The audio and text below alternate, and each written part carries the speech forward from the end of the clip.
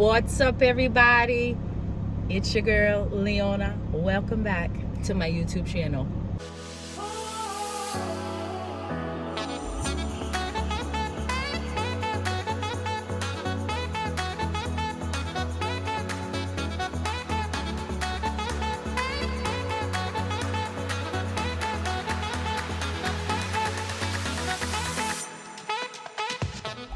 Have you subscribed yet?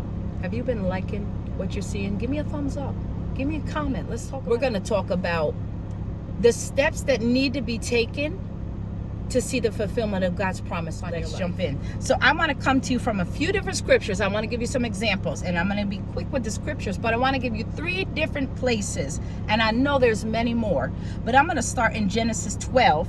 Wait, let me get my specs. Genesis 12 with Abram.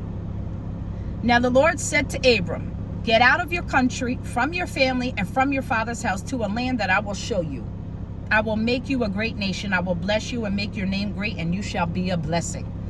I will bless those who bless you, and I will curse those who curse you. And in you all the families of the earth shall be blessed. And verse 4, so Abram departed as the Lord had spoken to him, and Lot went with him. And Abram was 75 years old when he departed.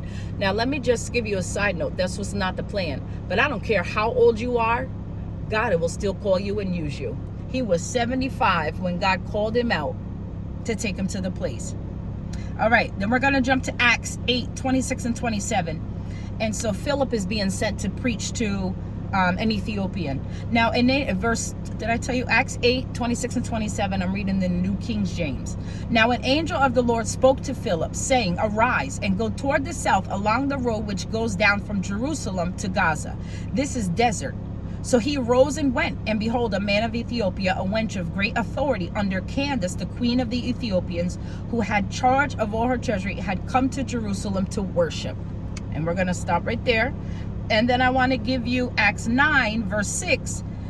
He says, so he, trembling and astonished, said, Lord. Now this is Apostle Paul before his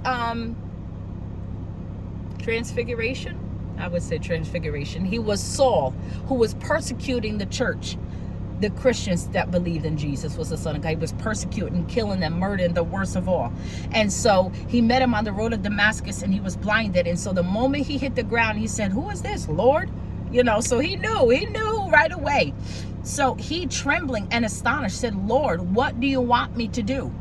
Then the Lord said to him, arise and go into the city, and you will be told what you must do.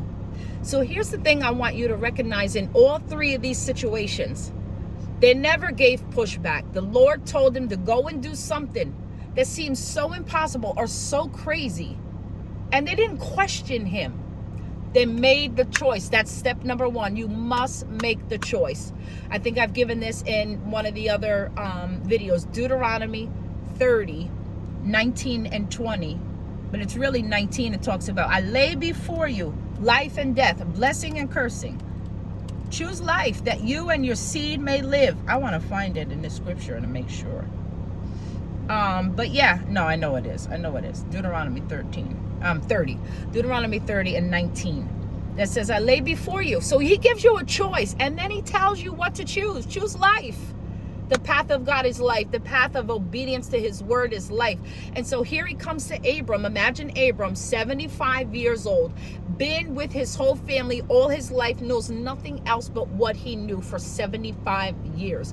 And the Lord comes and says, Abram, leave them. Leave them all. Go to a place I'll show you. I'll make you a great nation. Your name will be blessed. You'll be great. That's impossible. But guess what? Guess what Abram did? He went and he was blessed. And so then you see here with Philip, he says, I love this one because now I know me, first of all, I'd have been questioning God. Lord, forgive me. Definitely back then. Today, I ask Lord to confirm his things to me to make sure I'm hearing right. It's okay to ask for confirmation. But then you got to be obedient. You got to make the choice that you know you got to move out on it. But the first one is to make the choice. Make the choice of what you're going to do. Decide. You have to decide. And so with Philip, he says, arise and go toward the south along the road which goes down from Jerusalem to Gaza. This is desert. What? So Lord, you want me to go to a place, I don't know what I'm doing, I don't know why I'm going, and it's a desert.